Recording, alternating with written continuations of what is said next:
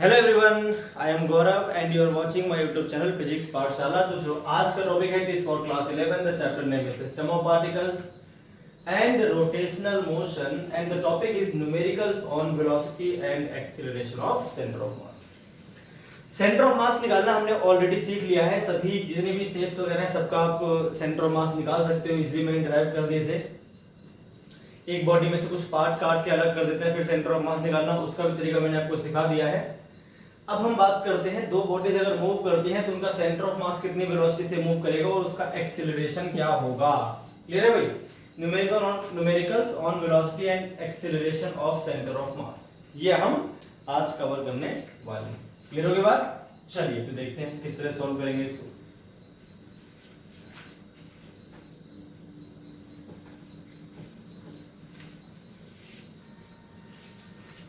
चलिए तो question number first देखते हैं इसमें।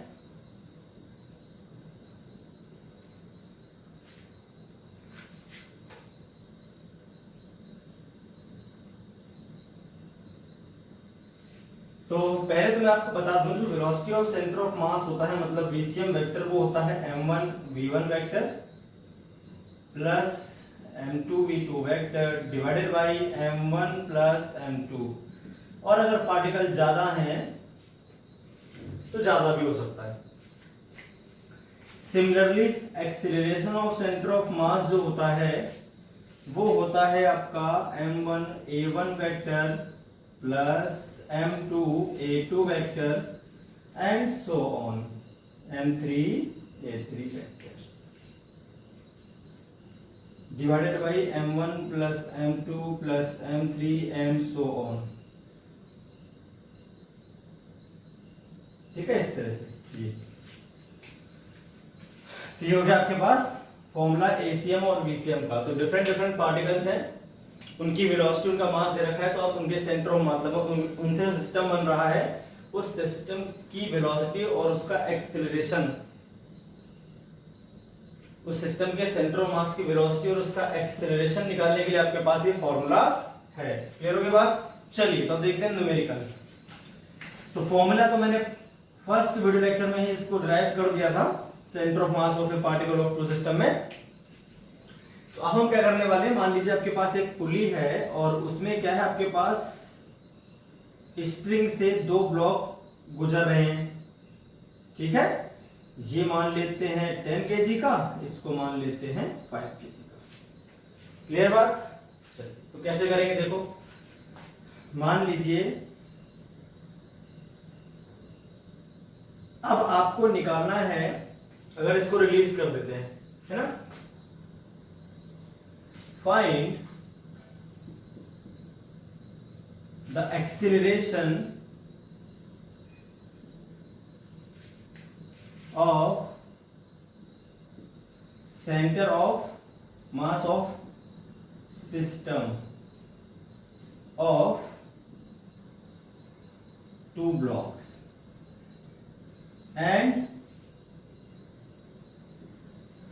velocity of center of mass of system after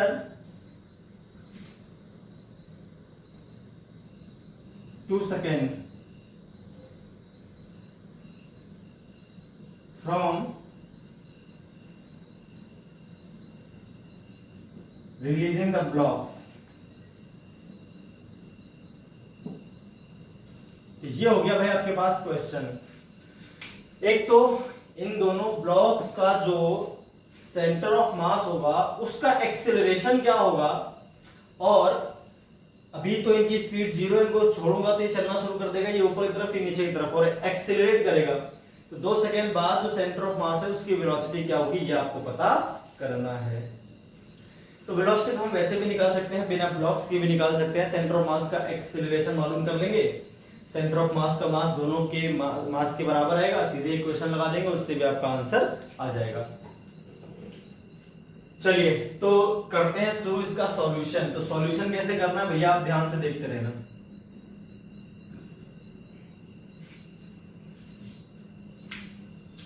सबसे पहले हम क्या करेंगे, सबसे पहले हम निकालेंगे इनकी वेलोसिटी सॉरी एक्सेलरेशन। तो टेंशन टी मान ली, टेंशन टी मान ली, इसका जो वेट है वो काम करेगा 100 न्यूटन नीचे की ओर, और इसका जो काम करेगा 50 न्यूटन नीचे की ओर। ये करता है एक्सेलरेट ओ ऊपर, ए से ऊपर, और ये करता है एक्सेलरेट ए से नीचे। ठीक है, तो पहले निकालते हैं इक्वेशन बना के, जैसे हम पीछे करते आए थे लॉस ऑफ मोशन में। 100 minus T is equal to 10a और t minus 50 is equal to हो जाएगा 5a। अगर दोनों को ऐड कर लिया जाए बाई फ्री बॉडी डायग्राम कराए, ठीक है, एफ बी डी का मतलब फ्री बॉडी डायग्राम। इन दोनों को ऐड कर लेते हैं हम, तो यहां से आ जाएगा आपके पास 50 इज इक्वल टू, प्लस कर दिया, 50 is equal to 15a, T से टी कट जाएगा, 100 माइनस 50 हो गया 50, तो 10/3 आपके पास आ गया एक्सेलरेशन। 10/3 क्या आ गया भाई? एक्सेलरेशन आ गया। चलिए तो अब देखते हैं आगे क्या होगा। देखिए, एक ब्लॉक तो नीचे की तरफ एक्सेलरेट कर रहा है, जबकि एक ब्लॉक कर रहा है ऊपर की तरफ। ठीक है, तो इसको मान लेते हैं 1, तो m1 हो गया 10 kg। जो इसका एक्सेलरेशन आएगा a1 वेक्टर वो हो जाएगा a into minus J cap, क्योंकि नीचे की तरफ है ये, तो a1 वेक्टर आपका एक तरह से हो जाएगा 10/3 minus into J cap. Similarly m2 मान लेते हैं 5 kg वाले ब्लॉक को, और इसकी जो एक्सेलरेशन जो है इसका a2 वेक्टर, तो जो एक्सेलरेशन है वो कितना है इसका 10/3 पर ऊपर की ओर है, तो इसमें क्या करोगे आप 10/3 प्लस में आ जाएगा जे कैप, ऊपर की तरफ था। अब हम जानते हैं जो एक्सेलरेशन ऑफ सेंटर ऑफ मास होता है वो होता है m1 a1 vector plus m2 a2 vector divided by m1 plus m2। m1 vector क्या है 10, a1 क्या है 10 माइनस 10/3 जे कैप प्लस 5 इंटू 10/3 जे कैप, और डिवाइड में आ जाएगा 10 प्लस 5। मास सीधे ऐड होंगे। क्लियर होगी बात? विद साइन मैंने वैल्यूज रख दी। अब देखते हैं क्या हो जाएगा आगे। तो माइनस 100/3 प्लस 50/3 कॉमन ले लो, जे कैप बाहर, नीचे आ जाएगा आपके पास 15। क्लियर होगी बात? चलिए तो आगे देखते हैं नेक्स्ट क्या हो जाएगा।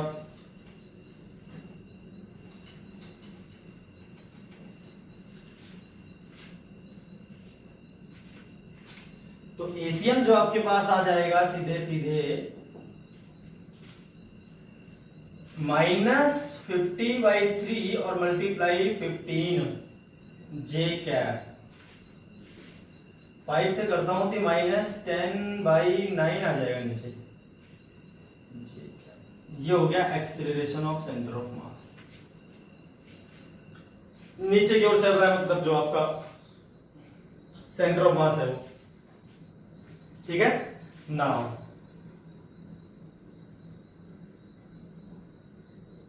वेलोसिटी ऑफ सेंटर ऑफ मास।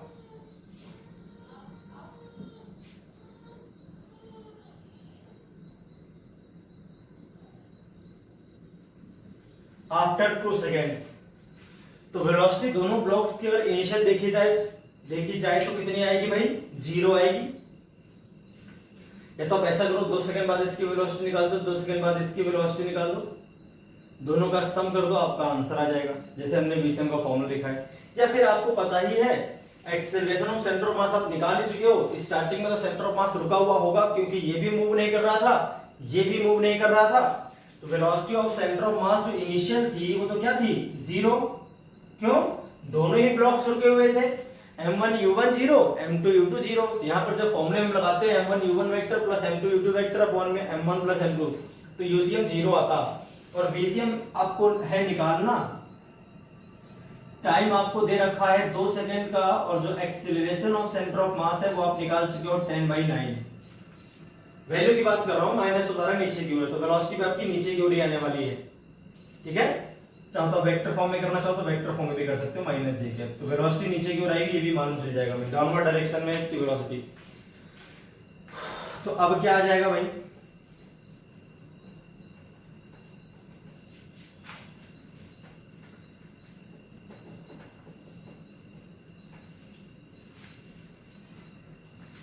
तो यहां से आपके पास वीसीएम वेक्टर v बराबर u प्लस एटी वाले इक्वेशन से करने वाले हैं, UCM plus ACM vector multiply T. तो वीसीएम वेक्टर क्या हो जाएगा, एसीएम वेक्टर तो हो गया आपके पास -10 बाई यूसीएम 0, और ये हो गया -10 बाई 9 इंटू जे कैप और मल्टीप्लाई 2, तो -20 बाई 9 जे कैप। ये माइनस जे का मतलब दोनों चीजें डाउनवर्ड डायरेक्शन में। तो सेंटर ऑफ मास जो है उसका एक्सीलरेशन तो कांस्टेंट रहेगा, जो कि आपका नीचे की ओर है कितना 10 बाई 9, और जो उसकी वेलोसिटी है वो भी नीचे की ओर है, वो कितनी है 20 बाई 9 मीटर पर सेकेंड, मीटर पर सेकेंड स्क्वायर। ये दोनों आंसर हो गया। इस तरह से क्वेश्चंस आपको सॉल्व करने हैं। Acceleration of centre of mass और velocity of centre of mass पूछेगा तो ऐसे ही आपको सॉल्व करना होगा।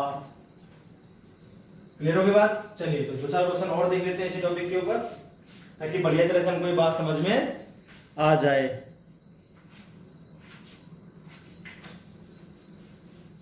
चलिए तो बात कर लेते हैं नेक्स्ट क्वेश्चन की। इसमें क्या है, आपके पास एक ट्रायंगुलर सरफेस है, इंक्लाइन सरफेस है, फिक्स्ड है। ये कैसी है भाई, फिक्स्ड पुली है, और इसके ऊपर 2 ब्लॉक्स हैं। एक आपका 1 kg है, दूसरा जो ब्लॉक है आपके पास वो है 2 kg का ब्लॉक।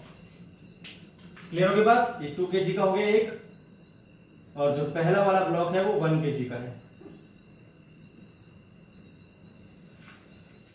एंगल 37 या 53, find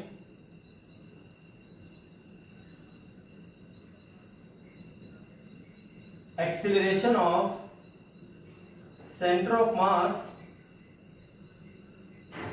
of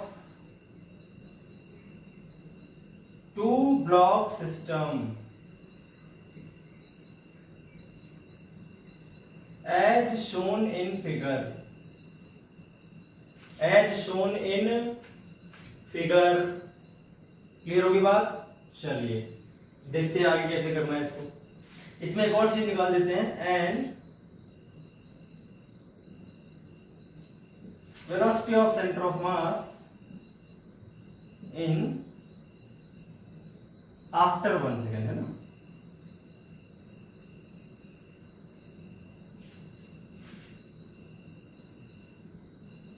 releasing the blocks, blocks के छोड़ने के 1 सेकेंड बाद सेंटर ऑफ मास की वेलोसिटी क्या होगी ये भी आपको पता करना है।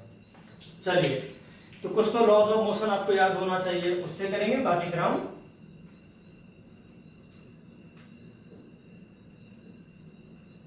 फॉर्मूला है अपने पास, ACM vector is equal to m1 a1 vector plus m2 a2 vector upon में m1 प्लस m2। ठीक है, क्वेश्चन में बता देता हूं, अब आप ध्यान से देखो सॉल्यूशन कैसे करने वाले हैं इसका। तो सॉल्यूशन के लिए पहले तो आपको a1 वेक्टर और a2 वेक्टर निकालने पड़ेंगे। दोनों ब्लॉक्स का जो एक्सीलरेशन है वो कितना है वो निकालना पड़ेगा। तो जो ये स्ट्रिंग से बने हैं, दोनों के एक्सीलरेशन की वैल्यू सेम आएगी पर डायरेक्शन अलग अलग रहेंगी। ये ऊपर चलेगा, जाहिर सी बात है वो भारी है, और उसका जो इंक्लिनेशन एंगल है वो भी थोड़ा ज्यादा है, तो वो चलेगा नीचे की ओर, ये चलेगा अलोंग द इंक्लाइन प्लेन ऊपर की ओर। चलिए बहुत अच्छी बात है। यहाँ पर टेंशन T आ जाएगी, यहाँ पर टेंशन T आ जाएगी, इसका जो वेट है वो काम करेगा 20 न्यूटन। अब आप एक बात ध्यान से देखो, यहाँ पर जो एंगल बनेगा तो हम जानते हैं ये 53 है, तो यहाँ पर भी कितना बनेगा 53, तो कई बार कर चुके हैं। cos 53 की वैल्यू होती है 3/5, ये तो आपको पता होना चाहिए, और sin 53 की होती है 4/5, ये हो गया 10 न्यूटन। यहां आ जाएगा 10 sin 37 10 cos 37, यहाँ क्या बन जाएगा एंगल 37। ठीक है, रेक्टेंगल ट्रायंगल देखें तो यहाँ 37 हो, यहाँ 53 हो, तो ये होता है आपके पास 3, ये होता है आपके पास 4 और ये होता है आपके पास 5। ठीक है, वैल्यूज आप यहां से निकाल सकते हो इजीली। ये आपको पता होना चाहिए पाइथागोरन ट्रिपलेट जो 3, 4, 5 के होते हैं वो 37 और 53 एंगल बनाते हैं। चलिए भाई, तो अब देखते हैं, सॉल्व करते हैं। तो फॉर 2 kg ब्लॉक की अगर हम इक्वेशन बनाए तो ये 20 sin 53, sin 53 की वैल्यू होती है 4/5 minus T is equal to हो जाएगा 2 इंटू ए। ये हो गया आपके पास 16 minus T is equal to 2 into A, equation number first. For 1 kg कर लेते हैं इसी प्रकार से। चलिए भाई, 1 kg के लिए क्या रहेगा, टी बड़ा रहेगा क्योंकि ऊपर की तरफ चल रहा है। 10 sin 37 3/5 होता है is equal to 1 into A. यह आ गया T minus 6 is equal to A, equation number second. From first और सेकेंड पहले हम ए की वैल्यू पता करते हैं।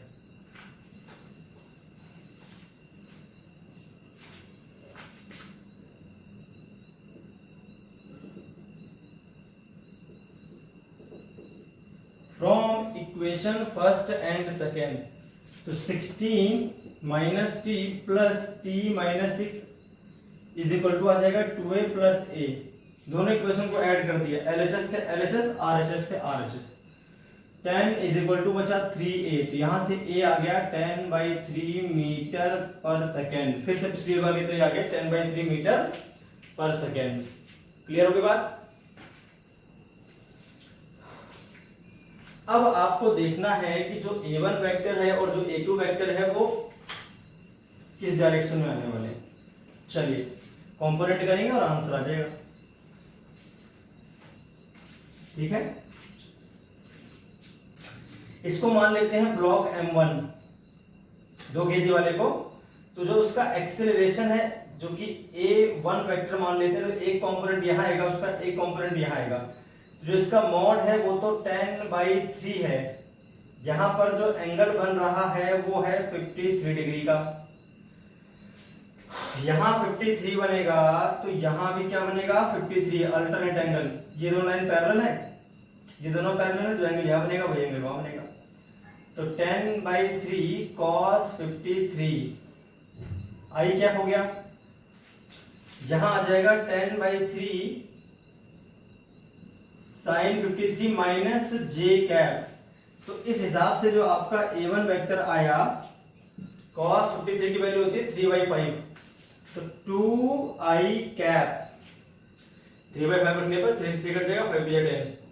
sin 53 होता है 4/5, कितना होता है 4/5, तो 4/5 करूंगा तो 5 बजा 10, 4 बजा 8/3 माइनस 8/3 जे कैप। ये A1 वेक्टर और M1 जो है आपका वो 2 kg आपने मान लिया, क्योंकि वेक्टर फॉर्म में करना पड़ेगा हमको, आपको ये बात ध्यान रखनी है। ठीक, कंपोनेंट करने जरूरी है, सीधे इनको हम नहीं लिख सकते वैल्यू, वो वेक्टर फॉर्म में था भी ACM जो था। ठीक है, अब हम 1 kg की इस तरह बात कर लेते हैं। तो 1 kg वाले का जो एक्सेलरेशन है उसको आप मान लो A2 वेक्टर, तो मॉड ऑफ A2 तो आपको दे रखा है 10/3। एक कंपोनेंट यहां आएगा, एक कंपोनेंट यहां आएगा। यहां जो एंगल बन रहा है वो 37 है, तो यहां जो बनेगा वो क्या बनेगा भाई 37। ये दोनों लाइन पैरेलल, ये और ये पैरेलल। तो यहां पर जो आएगा वो आ जाएगा 10/3 cos 37, तो होता है 4/5 माइनस आई कैप। एक मिनट गड़बड़ कर दी मैं। ऊपर की तरफ लेना है इसका एक्सेलरेशन। भाई जो इसका एक्सेलरेशन है वो तो ऊपर की तरफ है ना, इसका जो एक्सेलरेशन है वो इस तरह से है। तो मॉड ऑफ A2 आपका 10/3 है। एक कंपोनेंट यहां करना है और एक कंपोनेंट यहां करना है आपको। ये आपके पास 37 था, तो ये कितना रहेगा 37। तो 10/3 cos 37 आई कैप, 10/3 sin 37 जे कैप प्लस में रहेगा। यहां से अगर हम देखें तो हमारा A2 वेक्टर आ जाएगा cos 37 का मतलब 4/5, तो 8/3 आई कैप प्लस जे कैप भी प्लस में ही है, sin 37 3/5, तो 2j कैप, और यहाँ पर जो मास ऑफ M2 है वो है 1 kg। दिस प्लस दिस बराबर A2 वेक्टर आएगा। अब M1 पता है, A1 वेक्टर पता है, M2 पता है, A2 वेक्टर पता है, इजीली आपका आंसर आ जाएगा। चलिए सॉल्व कर लेते हैं।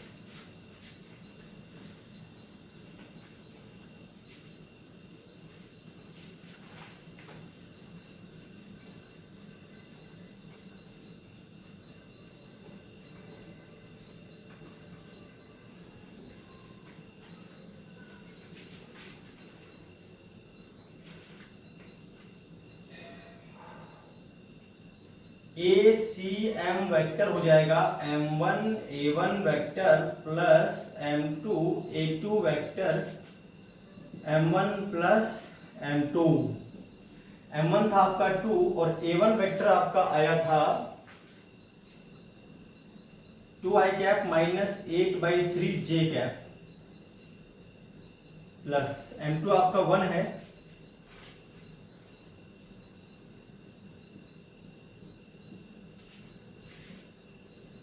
टू प्लस 1 3 हो जाएगा। तो कितना आ गया भाई, 2 2 जा 4,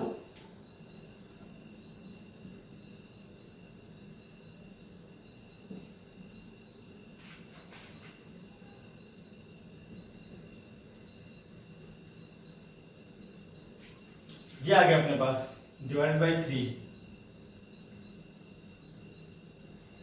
ठीक है, और सॉल्व कर लेते हैं, आंसर आ जाएगा।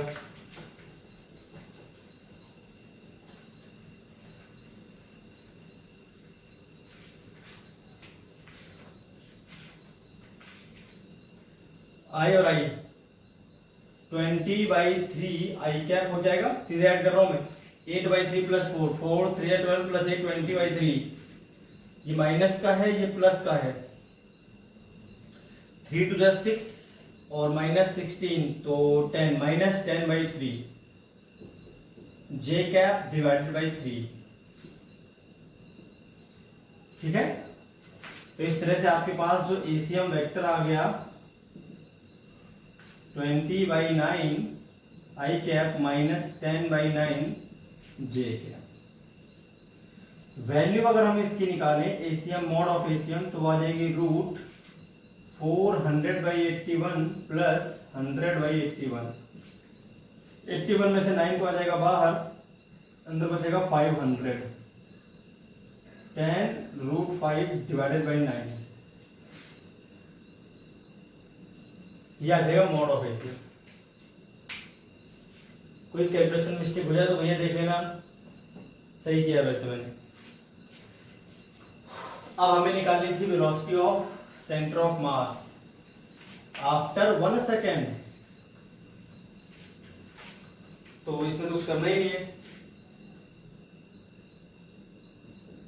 VCM vector is equal to UCM vector plus ACM vector multiply T। अरे फर्स्ट इक्वेशन ऑफ मोशन, यूशन तो जीरो होगी, दोनों ब्लॉक्स स्टार्टिंग में तो रुके हुए थे। ACM क्या हो जाएगा 20/9 I cap minus 10/9 J cap multiply 1,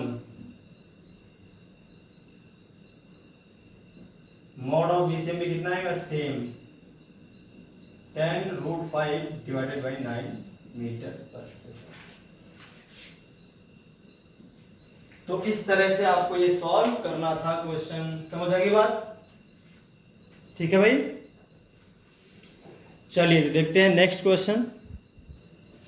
चलिए तो देखते हैं भाई नेक्स्ट क्वेश्चन।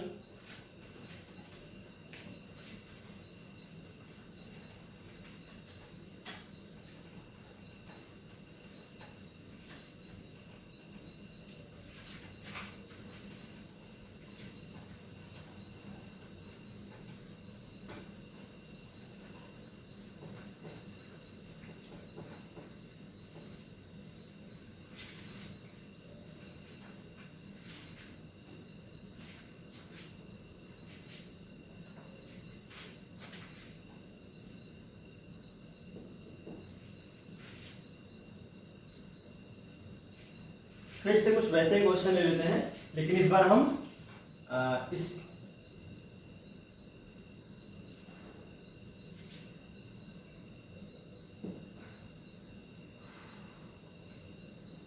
37 डिग्री और ये हो गया 53 डिग्री। एक ब्लॉक यहां पर है, वो ब्लॉक है आपका 2 kg का। एक ब्लॉक यहां पर है, वो भी है 2 kg का। म्यू जो दे रखा है आपको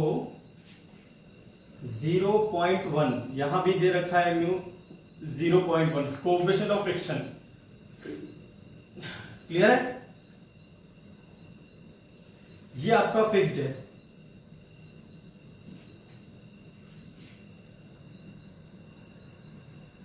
ये क्या है? फिक्स्ड है। Find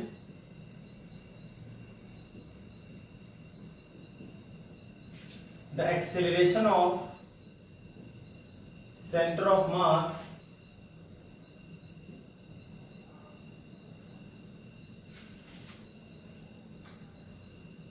of two block system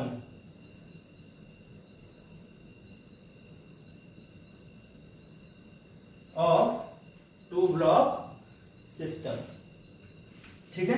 चलिए अब की बार सेंटर ऑफ मास से पता कर लेते हैं इजीली। इस बार स्ट्रिंग नहीं है, ये आपको ध्यान रखना है। इस बार स्ट्रिंग क्वेश्चन में नहीं है, आपको सेंटर ऑफ मास का जो है एक्सीलरेशन पता करना है दोनों के लिए। चलिए देखते हैं क्या करेंगे इसमें। अच्छा भाई, हमें पता है जो इसका एक्सीलरेशन आएगा वो नीचे की ओर आ जाएगा a1, इसका मान लेते हैं a2। अब देखते हैं फोर्सेस कितने काम कर रहे हैं, है ना। तो अगर हम फोर्सेस को ध्यान से देखें तो एक तो नॉर्मल रिएक्शन काम करेगा इस तरह से, जो कि हो जाएगा आपके पास n। ऐसे ही इसमें भी नॉर्मल रिएक्शन काम करेगा जो कि हो जाएगा आपका n। ठीक है, नॉर्मल रिएक्शन हो गया आपके पास n। इसका जो वेट है जो कि 20 न्यूटन है काम करेगा, इधर काम करेगा 20 साइन 53, यहां काम करेगा 20 cos 53, इधर काम करेगा फ्रिक्शन F1। ऐसे इधर बात कर लेते हैं। म्यू तो आपको पता है 0.1 है बिटवीन ऑल सरफेसेस। म्यू का मतलब कोएफिशिएंट ऑफ फ्रिक्शन से है।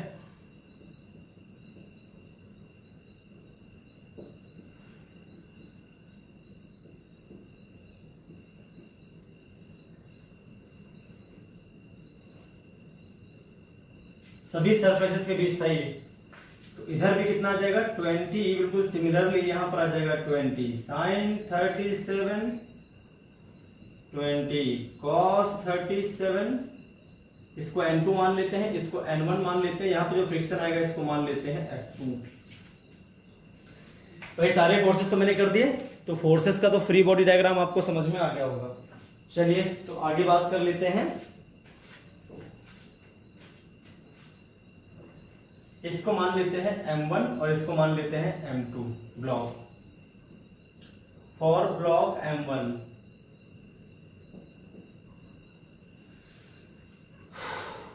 N1 जो दिख रहा है वो 20 cos 53 की वैल्यू होती है 3/5, तो 12 न्यूटन आ गया N1। फ्रिक्शन फोर्स होता है म्यू इंटू एन, तो म्यू इंटू एन 1 हो जाएगा। तो म्यू कितना है 0.1 मल्टीप्लाई 12 हो गया 1.2 न्यूटन। एंड इसका जो है एक्सीलरेशन हमने मान लिया a1, और इसका जो एक्सीलरेशन था इसको a2 मान लेना भाई, उल्टा कर लो। ये a1 है, ये a2 है, F2 F लिख दिया ना मैंने, तो इसको a2 कर लो, इसको a1 कर लो।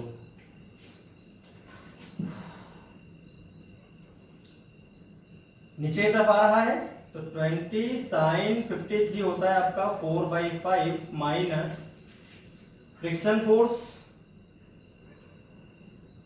Is equal to 2 into a1। This minus this is equal to 2 into a1। तो ये हो जाएगा आपके पास 16 minus 1.2 is equal to 2 into A1। कितना आ जाएगा भैया? 14.8 is equal to 2 into A1। तो A1 आ गया आपके पास 7.2, 7.4 मीटर पर सेकेंड स्क्वायर, मीटर पर सेकेंड स्क्वायर। इसके बाद में हम कंपोनेंट कर लेंगे, पहले अभी A1 A2 निकाल लेते हैं। सिमिलरली फॉर ब्लॉक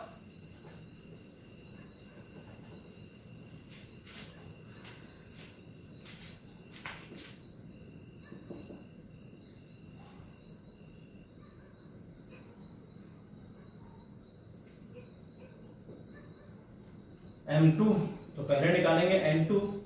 20 cos 37, तो 20 मल्टीप्लाई cos 37 4/5 60 न्यूटन।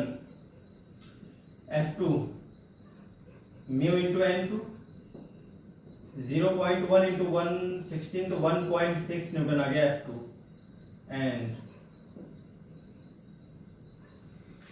20 sin 37, देखिए 20 sin 37 और minus F2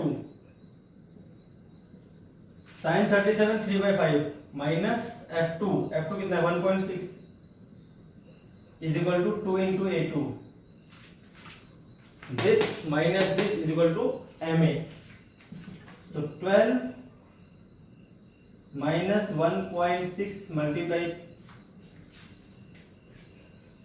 is equal to A2। A1 की वैल्यू याद रखना 7.4 निकाली थी मैंने। A1 की वैल्यू क्या निकाली थी? 7.4। ठीक है, याद रखिए इस चीज को।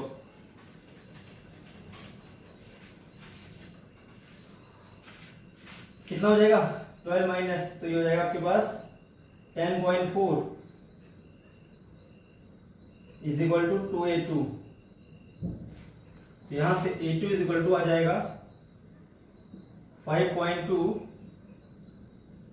मीटर पर सेकेंड स्क्वायर। ठीक है, अब हम कर लेते हैं इनके कंपोनेंट। क्या कर लेंगे भाई? कंपोनेंट। 53 37 2 kg 2 kg। A1 7.4 आया था और A2 आपका आया है 5.2। अब इस पेयर को मिटा देता हूं मैं, जरूरत तो है नहीं इसकी अब।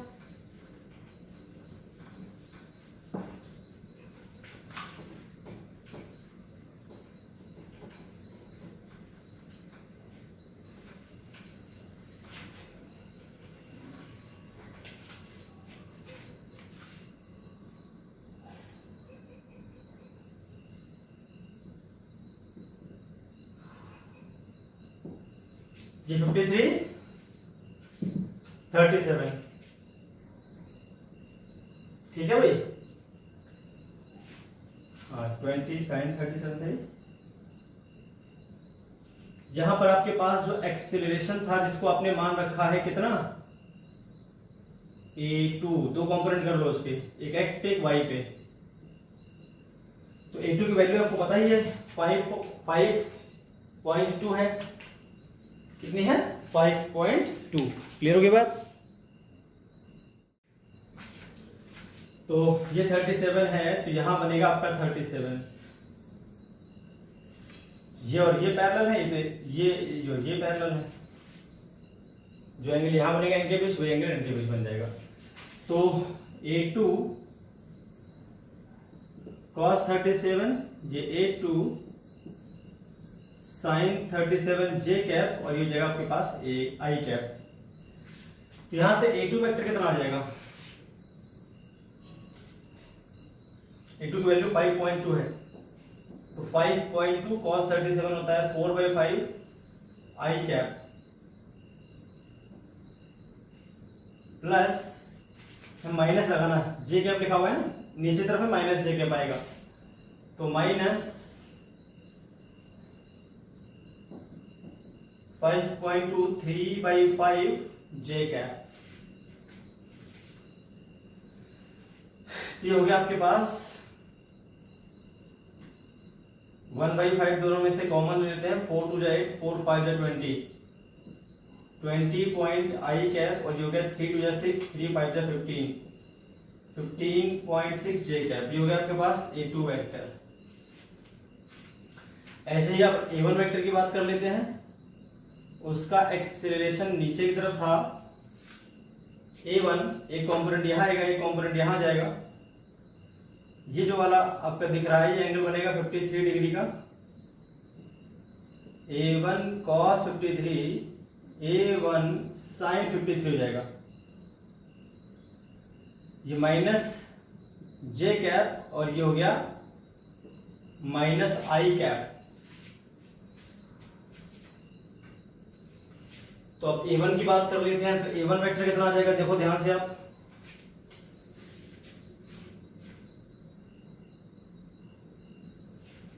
A1 की वैल्यू कितनी थी, 7.4 थी। 7.4 cos 53 होता है 3/5 माइनस आई कैप। A1 7.4 माइनस रहेगा जे कैप, साइन 53 होता है 4/5 और ये आ जाएगा जे कैप।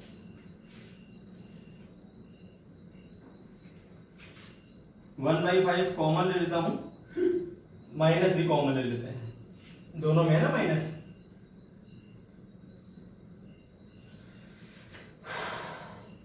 थ्री फोर जा 12, 3 7 जा 21, 22 आई कैप प्लस 4 4 जा 16, 4 7 जा 28, 29, 29.6 जे कैप। ये तो आएगा, माइनस बाहर लिख दिया मैंने। चलिए तो आगे बढ़ सकते हैं भाई।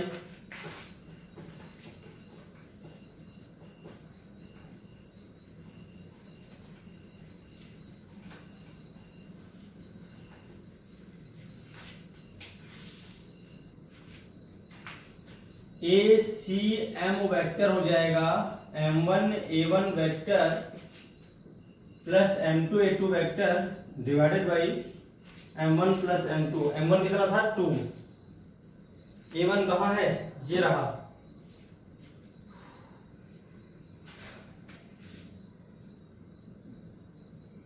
माइनस 1/5 और फिर ब्रैकेट लग जाएगा 22.2 plus 29.6 J cap plus 2 into A2 vector. अगर हम देखें तो ये लिखा हुआ है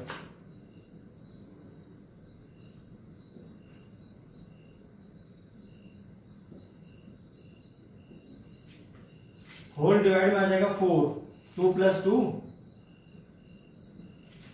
अब कॉमन लेके सॉल्व करेंगे, आंसर आ जाएगा।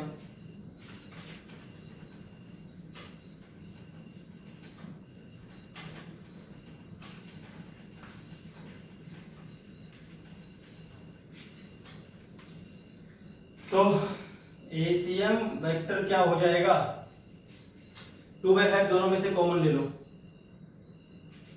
इसमें से भी और इसमें से भी। ये माइनस का ये प्लस का आएगा, है ना। 2/5 दोनों में 22.2 माइनस का है और 20.8 क्या है, प्लस का है। तो माइनस 20.2 प्लस 20.8 आई कैप, माइनस को अंदर भेज देना, फिर ये माइनस अंदर जाएगा तो माइनस का 29.6 और ये minus 15, 29.6 plus 15.6 into J cap, minus common ले दोनों में से बाहर। ठीक लिखा हुआ है, कितना बच जाएगा 0.4, 1.4 माइनस का होगी आई कैप। ठीक है, ये कितना बच जाएगा भाई, 6 और 6 12, 5 और 9 14, 115, 1 2 3 4, ये आ जाएगा आपके पास 45.2। इसके बाद तो सॉल्व करने की जरूरत नहीं है, बस ये छोड़ दीजिए, आपका हो गया एसीएम वेक्टर। मोड पूछेगा तो आपको मोड निकालना तो आता ही है। तो इस तरह से आपको ये सॉल्व करना था क्वेश्चन। आई होप आपको बात समझ में आ गई होगी।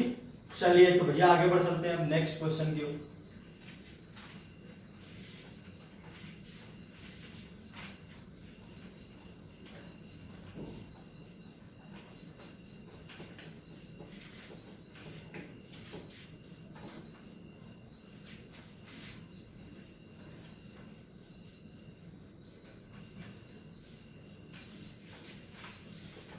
जो अगला क्वेश्चन है उसमें क्या है, उसमें भी आप देखो जरा ध्यान से।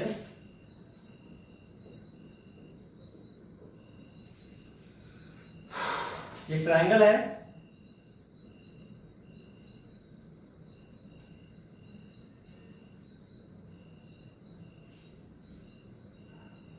इसकी जो वेलोसिटी है ये v1 है और इसकी क्या है v2 है और इसकी क्या है v3 है। मास m मास m मास m 60 डिग्री 60 डिग्री 60 डिग्री। ठीक है भाई, तो find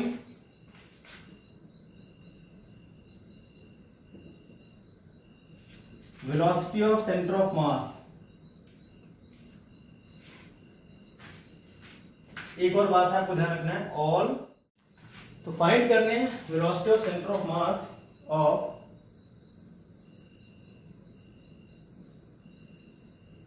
three particle system and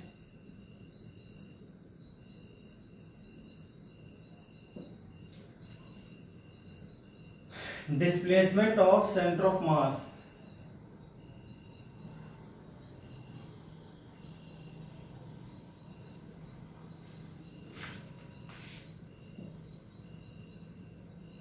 in 1 second।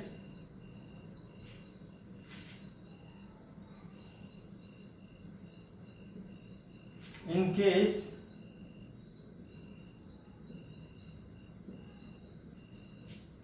v1 is equal to v2 is equal to v3 is equal to v।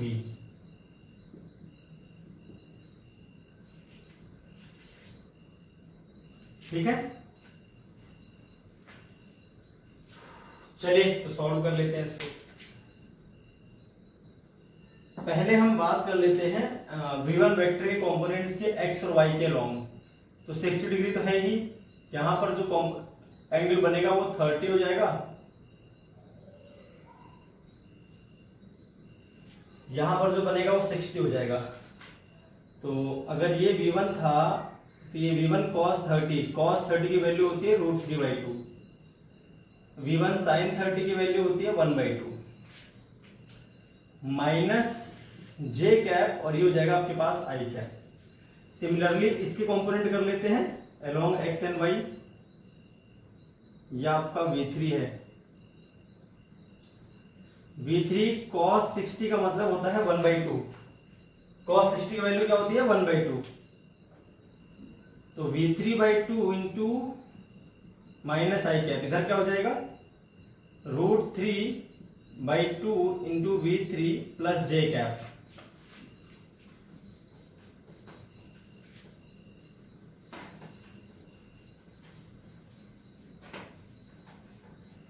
Clear है भाई?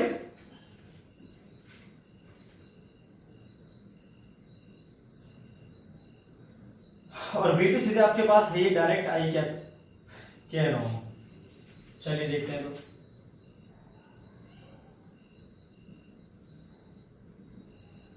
तो v1 वेक्टर जो आपके पास आएगा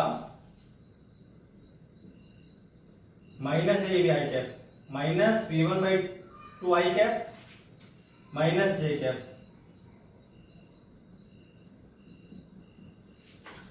v2 वेक्टर देखा जाए सीधे सीधे v2 आई कैप आ रहा है, और v3 वेक्टर देखा जाए तो v3/2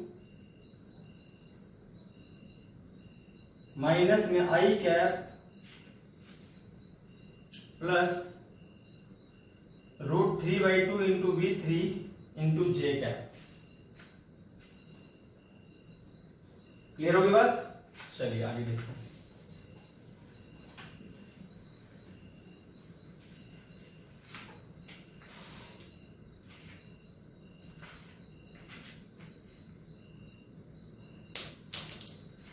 अब हम बात कर लेते हैं VCM वेक्टर की m तीनों में से common, v1 vector plus v2 vector plus v3 vector divided by आ जाएगा 3m। m से m कैंसिल कर लो क्योंकि m सभी का सेम था ना मास तीनों का। तो v1 वेक्टर आपको दिख ही रहा है कितना है,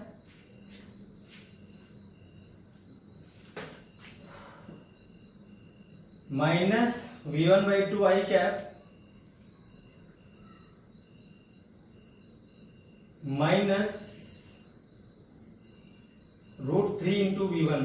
अच्छा आई कैप ऐड कर लेते हैं आपस में तीनों, तो माइनस V1/2 प्लस V2, थोड़ा शॉर्ट में कर रहा हूं, ध्यान से देख लेना, ठीक है भाई। माइनस V3/2, यहां आ जाएगा आई कैप, इन दोनों को ऐड कर लेते हैं, तो प्लस लिख देता हूं, √3/2 कॉमन ले लेता हूं, तो बचेगा अंदर V3 plus V1, V3 minus V1, J cap divided by 3। एक बार चेक कर लेते हैं वापस, minus V1/2 plus V2 minus V3/2, ठीक है। ये आ गया माइनस √3/2, ये प्लस, ठीक है, तो सही लिखा है मैंने। अभी आ जाएगा आपके पास VCM जो वेक्टर है minus V1/6 plus V2/3 minus V3/6 I cap plus √3/2 into V3 minus V1 into J cap,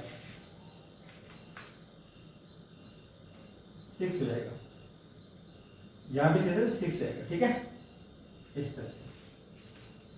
ये 1/2 √3 लिख सकते हो चाहो तो। चलिए, ये तो हो गया आपका VCM vector. Now number second, displacement चाहिए हमको।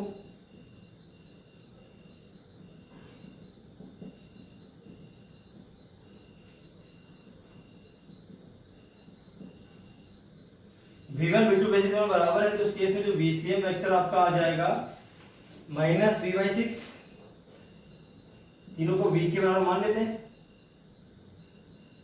Plus V/3 minus V/6 I cap plus √3/6 V minus V into J cap. यहां से आपको दिखेगा कि जो VCM वेक्टर है वो 0 है, तो डिस्प्लेसमेंट वेक्टर होता है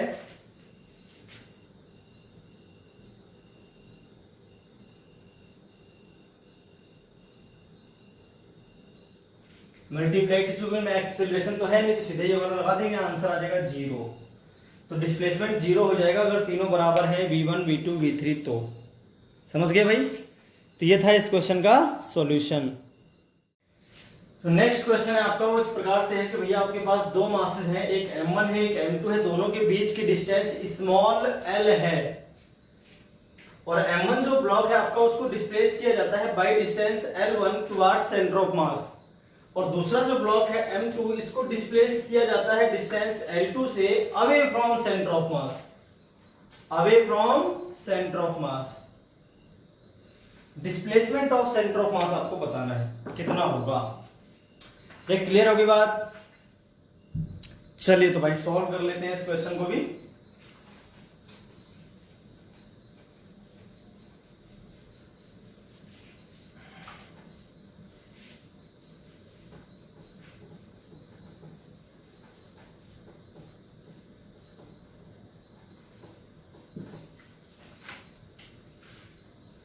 यहां दो पार्टिकल्स हैं आपके पास, एक है M2 और एक है M1, दोनों के बीच की डिस्टेंस क्या है? L है। अब इनका सेंटर ऑफ मास मान लेते हैं, ये सेंटर ऑफ मास है इस समय, ये क्या है भाई? सेंटर ऑफ मास, ये मैंने मान लिया। तो M1 टुवर्ड्स सेंटर ऑफ मास चलता है, कितना डिस्प्लेसमेंट? तो नया जो फिगर आएगा वो कुछ इस तरह से हो जाएगा,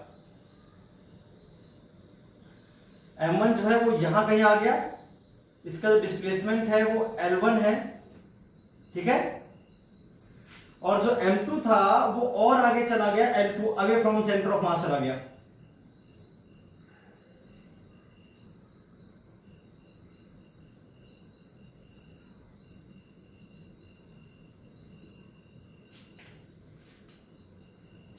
सेंटर ऑफ मास कितना मूव करेगा ये आपको बताना है।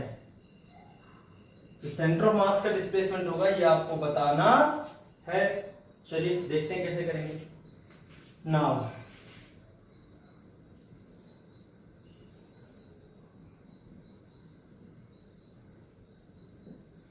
डिस्प्लेसमेंट ऑफ सेंटर ऑफ मास, हम जानते हैं डिस्प्लेसमेंट को अगर हम एच वेक्टर लिखें तो एस सी एम बराबर आएगा m1 s1 vector plus m2 s2 vector upon में m1 plus m2। s1 s2 displacement है। इसका डिस्प्लेसमेंट देखा जाए पहले वाले ब्लॉक का तो L1 I कैप है, इस तरफ है ना, उसका देखा जाए m1 मास s1 हो गया L1 I कैप, m2 मास और L2 I cap m1 plus m2। ठीक है, तो इस प्रकार से जो डिस्प्लेसमेंट ऑफ सेंटर ऑफ मास आया वो I कैप के अलोंग आ रहा है, मतलब वो इधर मूव करेगा, इस साइड ही मूव करेगा वो भी। तो ये हो जाएगा आपके पास m1 L1 plus m2 L2, I cap आपने कॉमन ले लिया, डिवाइड में आ गया m1 प्लस m2। डिवाइड में क्या आ गया भाई, m1 प्लस m2। क्लियर होगी बात। Hence center of mass displaced rightwards by m1 L1 plus m2 L2 divided by m1 plus m2। तो ये हो गया भाई आपका क्वेश्चन। तो ये थे कुछ क्वेश्चंस आपके सेंटर ऑफ मास के वेलोसिटी, एक्सीलरेशन और डिस्प्लेसमेंट पर। आई होप आपको पूरी बात समझ में आई होगी। तो ऐसे ही क्वेश्चंस आपके पूछे जाते हैं कंपटीशन में। तो हमने अभी तक सीख लिया कि सेंटर ऑफ मास कैसे निकालते हैं पार्टिकल्स के सिस्टम का, फिर फाइनाइट साइज बॉडी का सेंटर ऑफ मास कैसे निकालते हैं, किसी बॉडी में से किसी पार्ट को कट कर दे तो जो बची हुई बॉडी उसका सेंटर ऑफ मास कैसे निकालते हैं। और आज आपने सीख लिया वेलोसिटी, एक्सीलरेशन और डिस्प्लेसमेंट ऑफ सेंटर ऑफ मास कैसे निकालते हैं। इसका जो नेक्स्ट वीडियो लेक्चर होगा उसमें हम सीखेंगे conservation of linear momentum of centre of मास। उसपे बहुत बढ़िया बढ़िया न्यूमेरिकल्स बनते हैं, तो वो हम सीखेंगे इसके नेक्स्ट वीडियो लेक्चर में। तो आज के लिए इतना ही, फिर मिलते हैं नेक्स्ट वीडियो लेक्चर में इसी चैप्टर के नेक्स्ट टॉपिक के साथ, जो कि रहेगा लीनियर मोमेंटम का conservation of centre of mass.